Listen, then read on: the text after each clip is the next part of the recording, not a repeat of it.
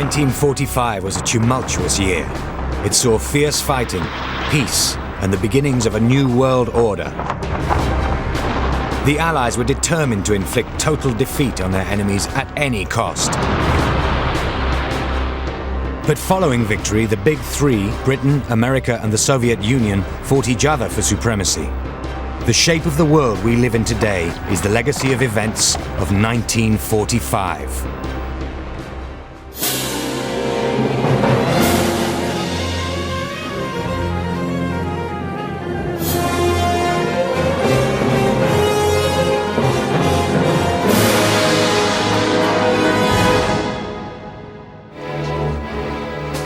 In this program, we see how in May, victory was celebrated, while behind the scenes, political tension was mounting between the Allies. By July, a new world order emerges, dominated by two, not three, superpowers. And we'll see how veiled threats and broken promises in the summer of 1945 shaped the political future of Europe for the next 50 years.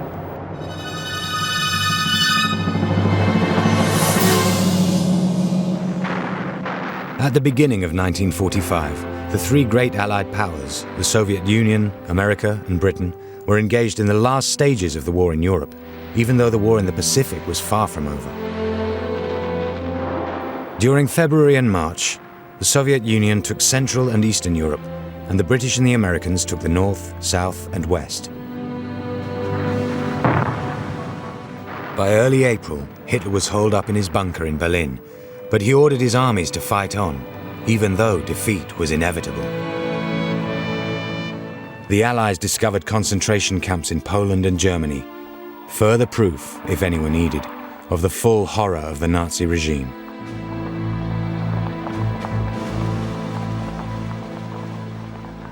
On the 30th of April, Hitler committed suicide. That evening, the Soviet Union took Berlin, and victory in Europe was imminent. But for America, any sense of relief or expectation was overshadowed by events at home. Earlier in the month, President Roosevelt, who had led America for 3 consecutive terms, suddenly died.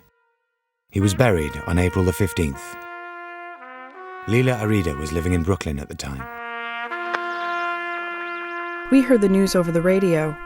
Everyone was in the street telling friends and neighbors and hanging out of the windows saying, "Did you hear?" I went to tell my friend who lived next door, and then I told my aunt, who began to cry. On the day of his funeral, people lined the streets all the way from Georgia, some 1,000 miles. Roosevelt was like a father figure to us all.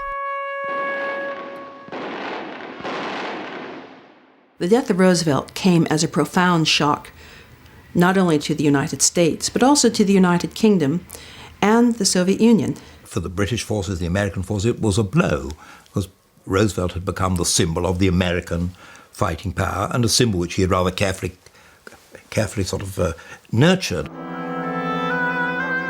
The United Kingdom, of course, felt that it lost an ally who understood it and with whom it didn't always agree, but nevertheless was convinced of his goodwill.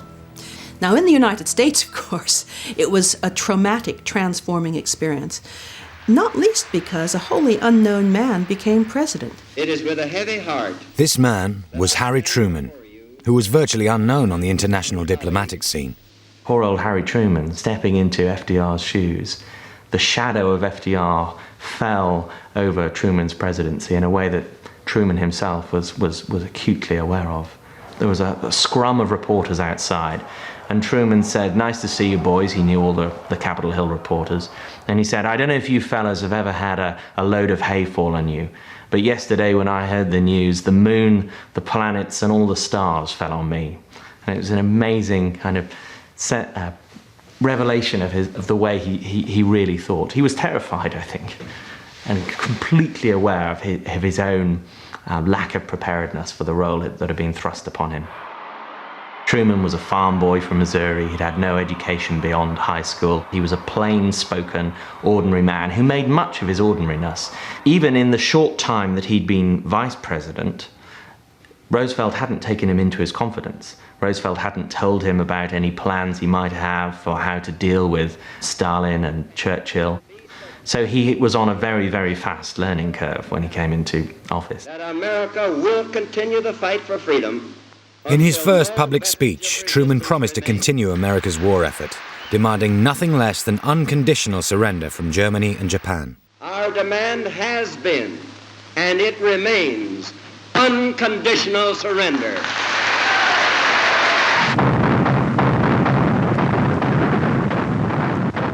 In Europe, at least, surrender was not far away. On the first day of May, the Red Army under General Zhukov took Berlin. The Allies were now in control of Europe, but still faced resistance. All the German soldiers had given up fighting. On our way into the marketplace, we ran into senior German officers taking off insignia that would identify them. They asked if the British had arrived. Finally, we saw the town's civilian authorities surrender the key to the British. I was expecting the British to look like the British devils of the propaganda portrayals. But instead they looked just like us. The Second World War in Europe did not end cold one day with suddenly all the guns falling silent. It sort of trickled and faltered to a stop, like an old-fashioned gramophone running down. The Germans were terrified by the Red Army advance because it was known that the Germans had behaved appallingly in the east, even worse than they had in the west. And they knew that they would be shown no mercy by the Red Army troops who'd lost relatives in the fighting on the Eastern Front. A lot of German soldiers, and especially the SS people, felt that there was nothing to gain from giving up. They might just as well fight on. And I've met Red soldiers who told me about being in battles well into May, second, third week of May 45, where they just encountered groups of Germans who were still shooting, because what was the point of being taken prisoner if you thought you were going to die? In those last days of the Third Reich, hysteria and despair prevailed. Generals killed themselves in their hundreds. Officials kill themselves in their thousands, and ordinary civilians in their tens and hundreds of thousands. Hitler himself, Goebbels, his wife and their children killed themselves. Himmler committed suicide when he was captured. Goering later on, after he'd stood trial and was faced with execution by hanging, which he thought was unmilitary. There's a letter written by Goebbels' wife, Magda Goebbels, just before she and her husband killed their 6 children and then killed themselves in the bunker right at the end of the war, where she says, I'm going to do my children a service because life will be completely pointless, will not be worth living without National Socialism, so we're all going to die. With no hope left, finally, on the 2nd of May, the Germans sent envoys to meet Montgomery to agree terms for peace. 2 days later came unconditional surrender. But at the very moment of victory, the Allies were arguing among themselves, in a foretaste of far greater trouble to come. Keitel, from Hitler's headquarters, signed a surrender document at Eisenhower's headquarters at Reims on May the 7th. But then the Soviets were enraged that they hadn't had senior people at it and insisted the whole thing was redone a day later in Berlin with their proper delegation and commissars present. And you pays your money and takes your choice, which could be considered the real German surrender. Hostilities will end officially at 1 minute after midnight tonight, Tuesday, the 8th of May. The German war is therefore at an end. People greeted the news with a mixture of joy and relief that the nightmare was finally over. At the end of the war, my mother showed my sister and me a packet of cyanide she had got from the family pharmacy in Zagreb and was determined to administer to us should the Nazis have invaded England. She was not going to have others decide where and when we should die. I asked whether she would now destroy it. She said no, and having shown us the packet of white powder, returned it to the rear of the shelf in Father's wardrobe.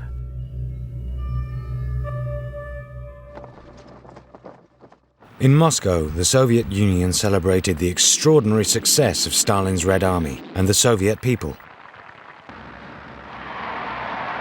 the Soviet Union had enormous reason to feel incredibly proud of itself. It had not only liberated all of the territory of the Soviet Union as it had been before 1941, it had also moved into Eastern and indeed deep into Central Europe and was across more than half of Germany. It had captured the German capital.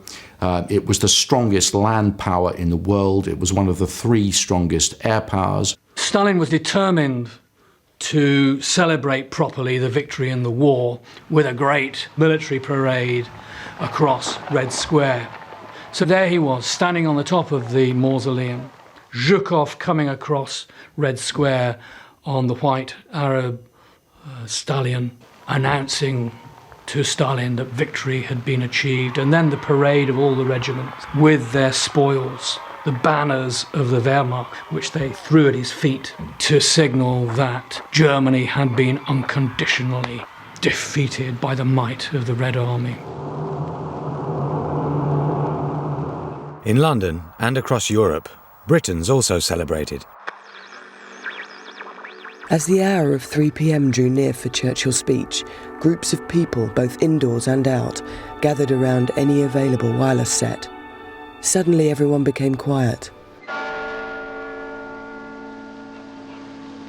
Today is Victory in Europe Day. And I remember looking around and catching the eyes of one or two people, and it seemed as if the same expression of thankfulness and pleasure could be read in each. What happened on V-Day was really basically everybody took the day off. It was a public holiday for most people. You know, they dressed up. There was a tremendous desire to come to London, to be in the capital, to be where it was at, to sort of throng down the Mall, to celebrate outside Buckingham Palace.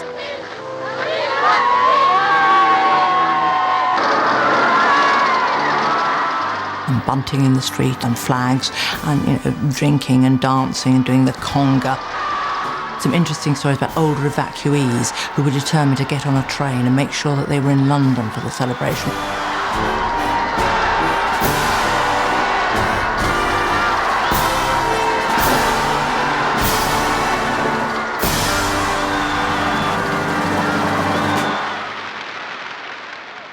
But for Churchill, victory was just a brief reprieve from new anxieties. Stalin now occupied vast swathes of Eastern Europe, and there was no indication that he planned to leave. At VE Day on the 8th of May, when everybody was celebrating and he appeared before the crowds in Whitehall, he made his great speeches, London, the great hippopotamus, the great rhinoceros, which had survived all these bombardments. His Prime Minister's box was filling up with all the problems relating to the Soviets in Yugoslavia, in Poland. It cast a very grave shadow over his celebration of the victory. Victory signalled the beginning of a new battle between the superpowers for ultimate control of Europe. Peace would be almost as traumatic as the war itself.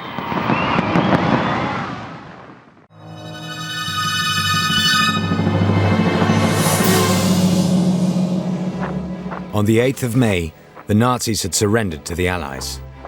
But this also marked the moment when the Allied wartime coalition began to crumble. Europe was now divided between the Red Army in the east and the American and British armies in the west. Behind these lines, the countries liberated from the Nazis were now controlled by new occupying forces who would determine their fate. There was a great degree of disagreement between the so-called Big Three, the Soviet Union, Great Britain, and the United States of America as to the future of those states that had been under German occupation in Eastern Europe. And the Soviet Union was adamant that these states were either liberated or going to be liberated by the Red Army, and so they would have to have a great degree of say as to the future governments and political systems in these countries. The Soviet Union was determined that they have a cordon sanitaire, that there be buffer states between it and the Western powers. The United Kingdom worried about this because for centuries, for 1,000 years, the main foreign policy of the United Kingdom is not to have a single great power on the European continent. And here was the fear that, in fact, Germany had tried through 2 world wars, she'd been defeated, and here comes the Soviet Union, essentially a continent itself, now threatening to be this dominant power. In Great Britain, and especially Winston Churchill, there was a feeling that democracy had to be the trademark. Democracy had to be the mainstay of all these political systems. So there was a great degree of aggravation about the prospect of numbers of Eastern European countries being dominated by the Soviet Union. The principle of democracy for all had been established at a peace conference in Yalta in February.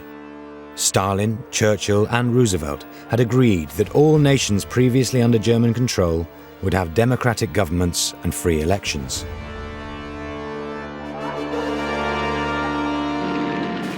But by mid-May, it became clear that for many countries in Eastern Europe, this was not going to happen. As the Soviet Union replaced the Germans, they brought their own political system, imposed through Stalin's secret police, the NKVD. With the Red Army came the NKVD, came Soviet governmental officials, came party representatives, and Stalin made sure that Soviet control was tight in all of the countries of Eastern Europe. Stalin wanted to anesthetize any possible threat from anti-communist groups in the countries that the Red Army had liberated from Nazism. The police forces sent in by Stalin from the USSR rounded up known Nazi sympathizers, rounded up members of the middle and upper classes, moved in on all of the elites who were judged to be hostile to communism, so that the prisons started bulging. Everything that had been constructed at Yalta, which was based on why Britain had gone to war and why Britain and America had defeated Nazism, was to produce a better world. And here we are, there's victory, there's still celebration going on in the streets, and Churchill knows that everything is going sour. That behind this Iron Curtain, things are going on, which I think Churchill uses the phrase, this isn't the war, this isn't the world we fought for. What the Americans thought of Churchill was that he was being over-concerned. He didn't really understand that the new world was going to be different. And so the tensions between the British and the Americans were there because they had different views of the threat of the Soviet Union and different views of what might happen to Europe. Britain had gone to war over Poland, so Churchill was particularly concerned for its future. Stalin had agreed to hold free elections there, but had now installed his own government and arrested the main opposition leaders.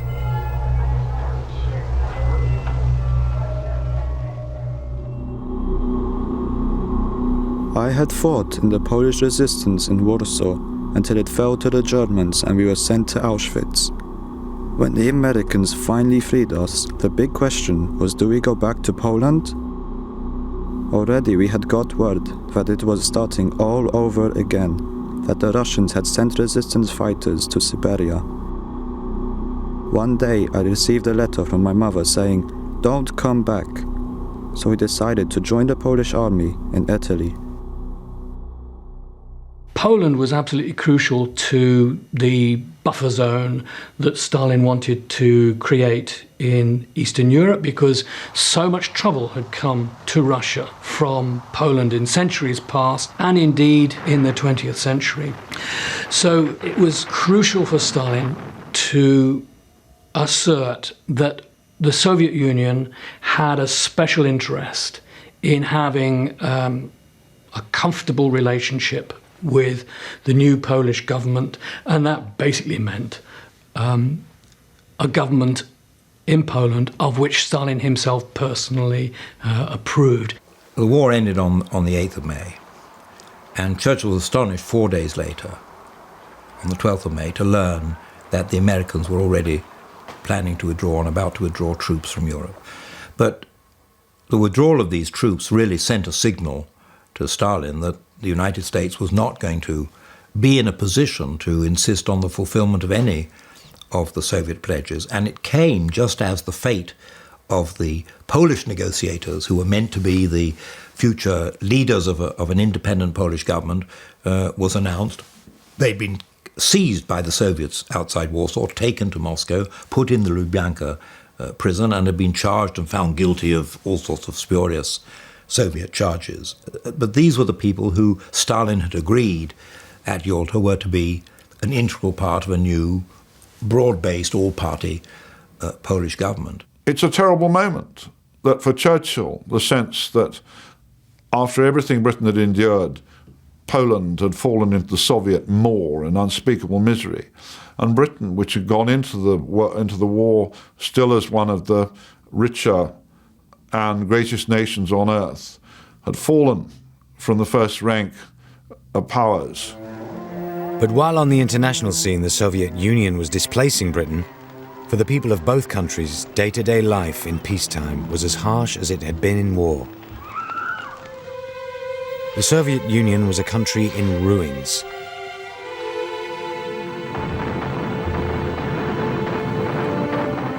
Devastated by the enormous effort it took to win the war.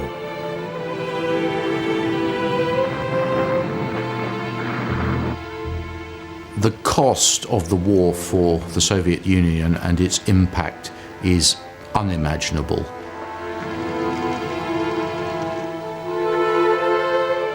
The best estimate is that a total of 27 million people died as a more or less direct result of hostilities, including about 8 million actual battle dead.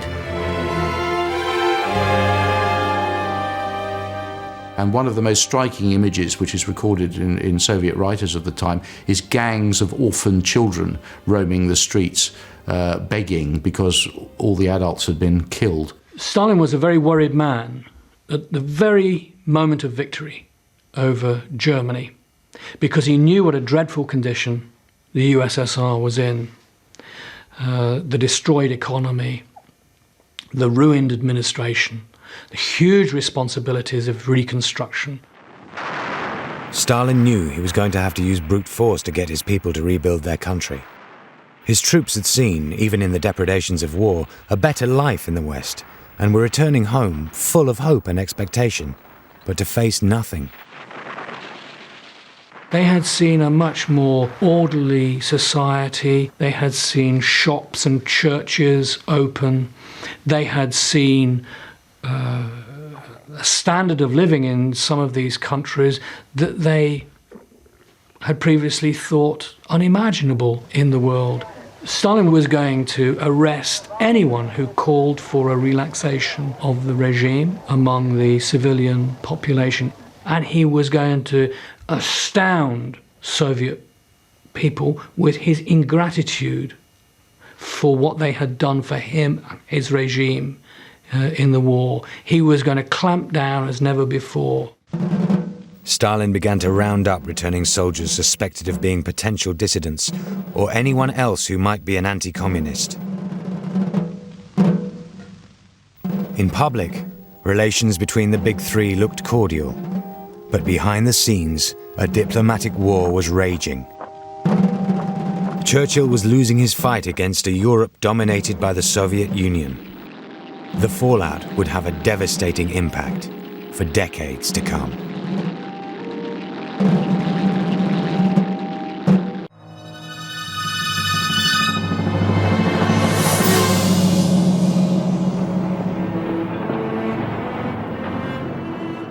By June 1945, Europe was under Allied occupation. In Poland and much of the East, Stalin's secret police were purging anti-communist factions. This was an open violation of the Allies' agreement for a free and democratic Europe. But there were other diplomatic wrangles to resolve. The future of Germany had long been the source of vehement disagreement. There were various plans throughout 1944 and early 1945 as to what would happen to Germany at the end of the war. There was an idea in 1944, the Morgenthau Plan, that Germany essentially be reduced to a sheep pasture. Pastoralization of Germany, it was called. The Allies couldn't really agree. They just couldn't agree. Stalin wanted a neutral Germany. The Western powers, of course, did not want to see a neutralized Germany completely, but nonetheless, they didn't want to see a resurgent Germany. And if you're not going to reduce it to nothingness, how are you going to control it? And who gets to control it? And so it's decided it's going to be broken up into zones, so each of the Allies, plus France, have their own zone. On the 3rd of July, the Allied forces moved into their assigned zones. The French got a very small part of Germany, and basically in the southwest, the part that was closest to France itself. The Americans took over south and much of central Germany. The British occupied the north, with the exception of Bremen, because the Americans wanted a seaport leading into the North Sea. And then the Russians, the Soviet Union, took over the east, which later, of course, became the German Democratic Republic, and the line drawn more or less vertically down some way across the middle of Germany. And then Berlin was itself divided, again, into 4 sectors.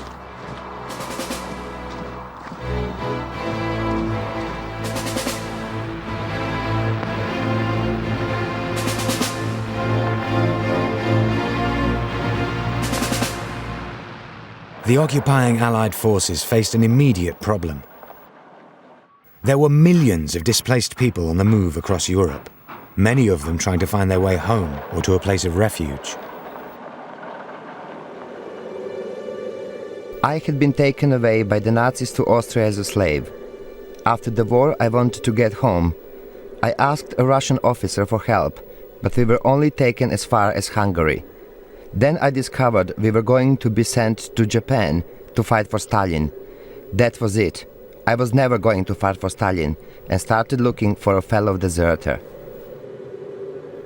It felt like months to walk back to Austria, our desired destination, where there were about 500,000 political refugees like me, with nowhere to go. Here I found a British catering corps transit camp. At my first breakfast, they asked me what I'd like. I could have anything, eggs or whatever, but I wanted bread. It was the first time I tasted bread since my mother had made me some in 1942. The Nazis had drafted in well over 7 million forced labourers to help with the war industries and many other things. So you had, in addition to the German population, the slave labourers who were trying to get home, displaced persons. Slave labourers often became reclassified as displaced persons, and then German refugees from the east, all milling around, mostly in the Allied sectors, though not exclusively so, creating further problems of supply and keeping things going. Amongst the millions of displaced people were Jewish survivors, for whom the horrors of the Holocaust redoubled their desire for their own homeland. A few 100,000 Jews had survived in Europe during the war. Most of those Jews were living in what had been the concentration camps. Of course, they were no longer prisoners. They could walk out, but they had nowhere to go. They were generally housed in the barracks of their former guards. Most of them remained there, hoping that they could qualify for emigration, and many of them demanded admission to Palestine. They would join thousands of Jewish people who had officially emigrated to Palestine before the war. We were very glad the war was over, but there was also the shadow of finding out who had lived and who had died back in Europe. My mother never knew where her own mother had disappeared. We found out later she had died on a train on her way to a death camp. The big thing in my life was the secret Zionist army, the Haganah. Everyone I knew was in it, but it was very hush-hush. My main job was to guard Haifa's Jewish quarter against Arab attacks.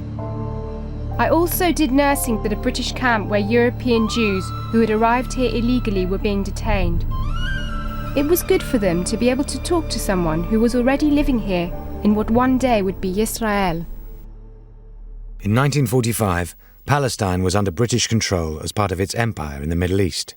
During World War I, the British had made promises to everybody.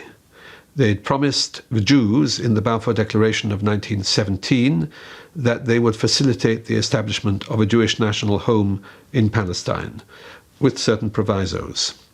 They had promised the Arab nationalists the creation of a great Arab state. The British found themselves saddled with responsibility for what was called by many people a twice-promised land.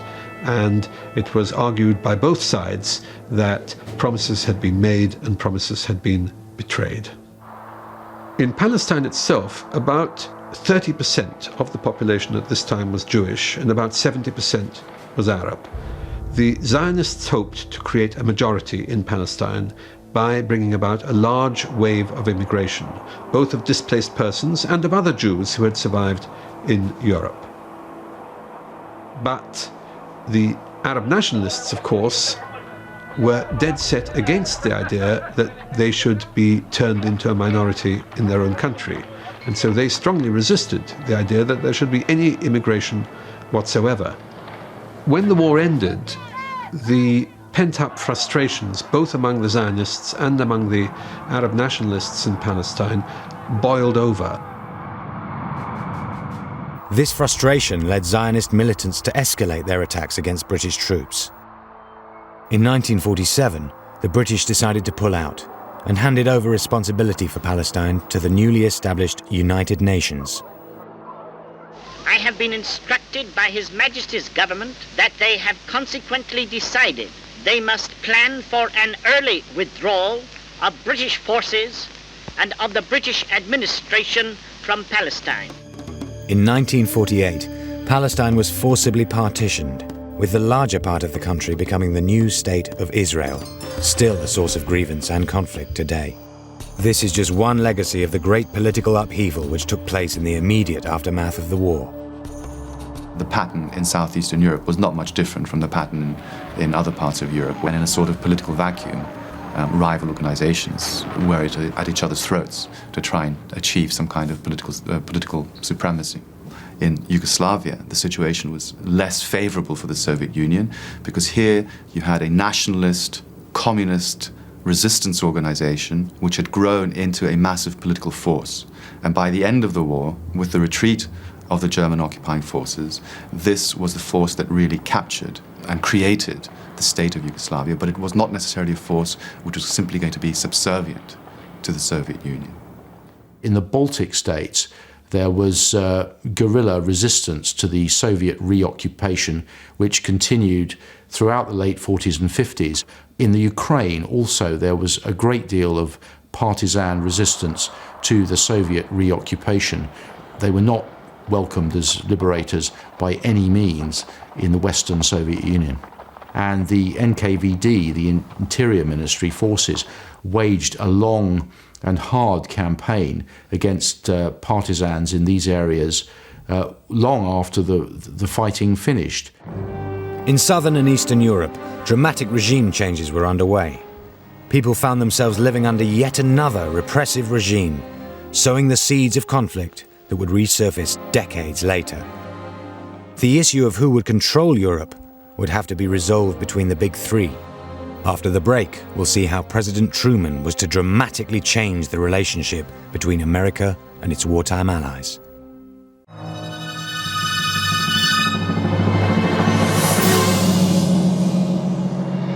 By July 1945, a defeated Germany was divided into Allied zones of occupation.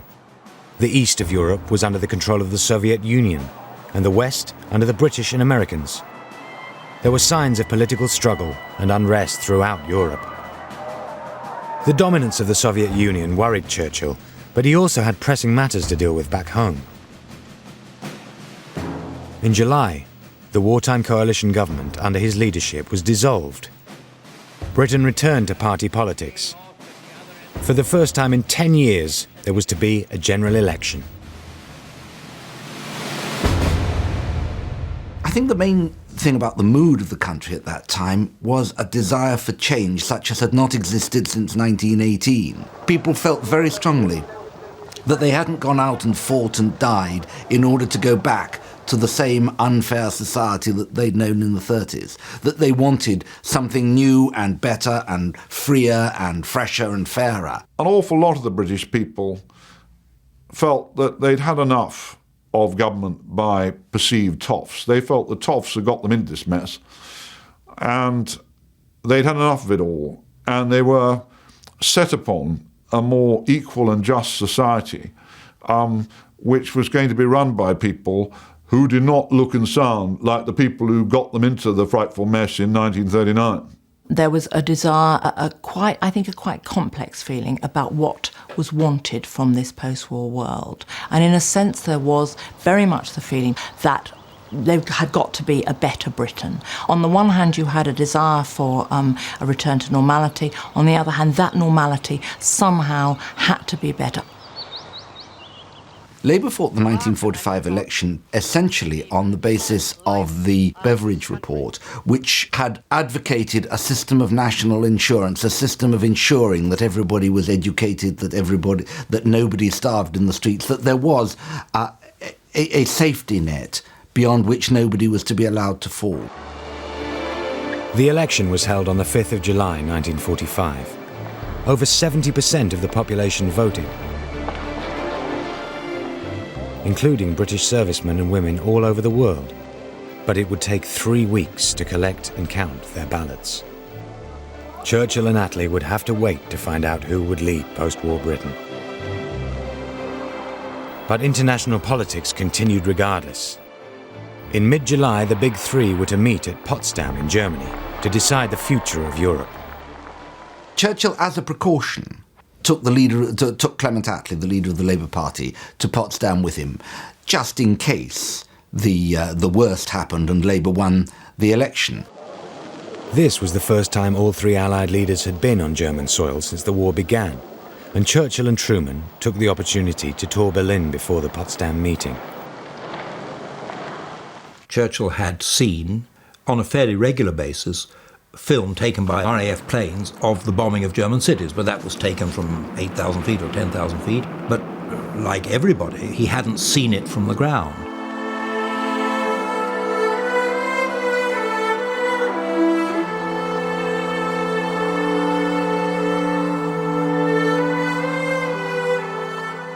Suddenly to come to this city, and in fact go round with Truman, they travelled around together, neither man had seen it, and he was very shocked, both by the devastation and also by the refugees.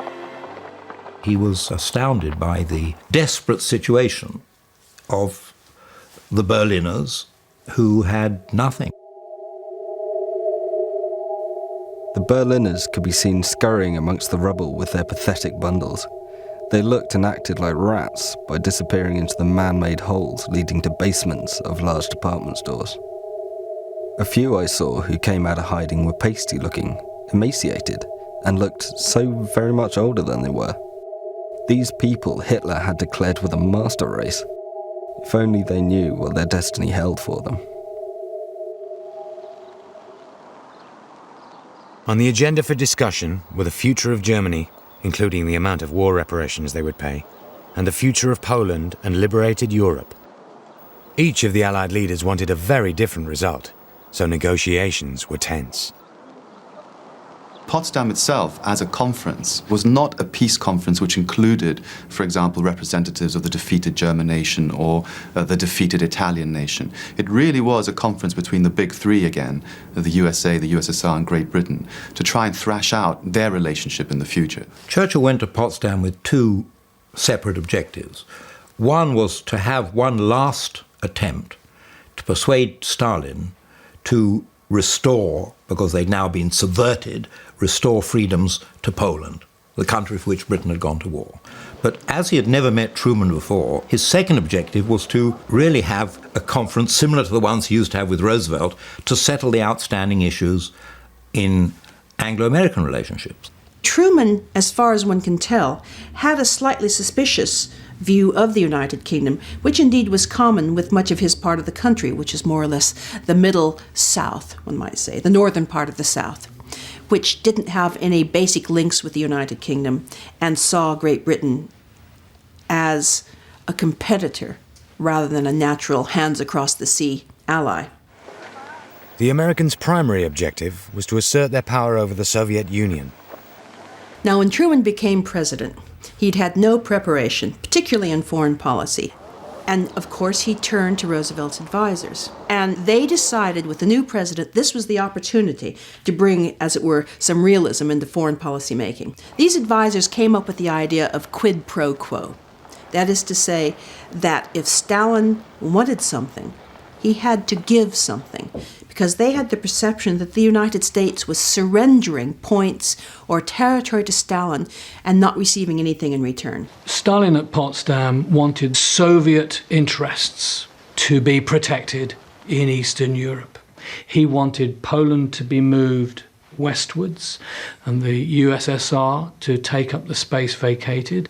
He wanted reparations from the Germans in payment for the damage that they'd done in the USSR, and he wanted the Western Allies to confirm all of this. Truman felt he could take a tough line with Stalin because he had a new secret weapon.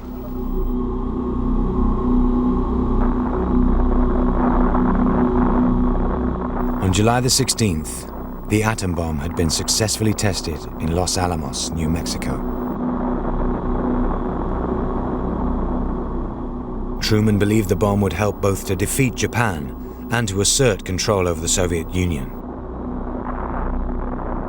Truman very clearly assumed that the possession of the bomb would be an incredible ace in the hole for him, that if worse came to worse, he could actually announce this, and the Soviets would strike back in awe and wonder, in shock and awe, one might say, at the weapon the United States now possessed. And when Truman said cunningly to Stalin that he had a little secret, he wanted to share with Stalin a little secret that might astound Stalin. Stalin, of course, knew what the secret was already from his intelligence agents. He knew that he couldn't trust the United Kingdom or the USA because he had an understanding that this is how great powers operated against each other. He thought that economic rivalries would produce political and military tensions in the post-war world. And he thought that eventually there would be a Third World War. Of course, what Truman didn't know was that Stalin already knew the United States had the bomb. And therefore, it didn't come as such a profound surprise. What the bomb did for Truman was give him massive self-confidence in this debut on the world stage. The Americans had the overwhelming weapon, and the Soviets didn't. This was the dawn of the atomic age. Possession of the bomb was to dominate world politics for the next 60 years. In July, Stalin was already secretly developing his own bomb. But until it was ready, he had little leverage on issues like reparations. All he could do was remind the Allies of the great sacrifice the Soviet people had made to win the war. But Truman saw no value in a Germany weakened further by excessive reparations and demanded a reduction in the Soviet Union's share. In return, Stalin insisted on a newly expanded Poland, governed by leaders under his control. The two great powers struck a deal, and Churchill, who had fought for Poland's freedom, won little but an empty promise of free elections. Mid-conference, Churchill and Attlee went home for the results of their election. It's a curious situation that a British general election took place after the defeat of Germany, but whilst the Allies were still fighting against Japan. What was even more curious, probably to both Stalin and Truman by that time, was that Churchill was defeated.